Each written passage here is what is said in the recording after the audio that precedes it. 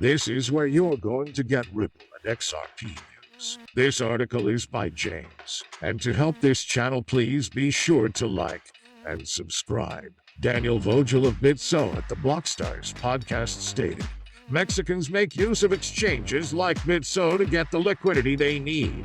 Because of this, BitSo has seen a significant amount of volume on the exchange, triggered by a significant amount of growth. In the current macroeconomic environment, remittances are a huge likelihood for Mexicans, and they have only increased as a result of this pandemic.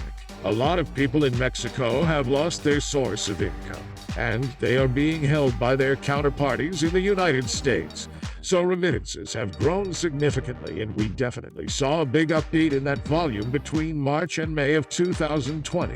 When asked, along with the piece of volatility, is the lack of access to conventional financial systems or conventional financial products also a factor? This is interesting, specifically around the DeFi craze that we are seeing today.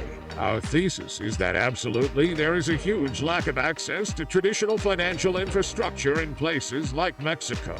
You have a country of 125 million people, where roughly about 25 to 30% of those are banks, and a huge portion of those use our banks simply to receive payments, and then withdraw it at ATM.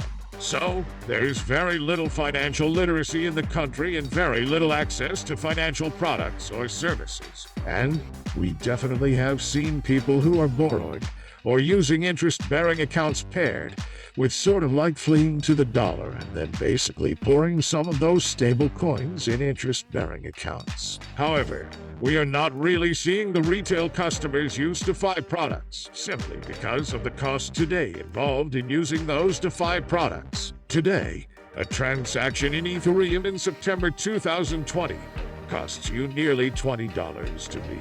So, that price has sought a good portion of Mexican individuals who would like to put in maybe $100 into one of these products or services. However, we believe the trend is very clear, and as we solve those issues, we are going to see a lot more demand for these kinds of products and services increase in Mexico and Argentina, and those are essentially substitutes for conventional financial products, which are unavailable or which don't provide the types of services that your customers need. Exactly, they are provided.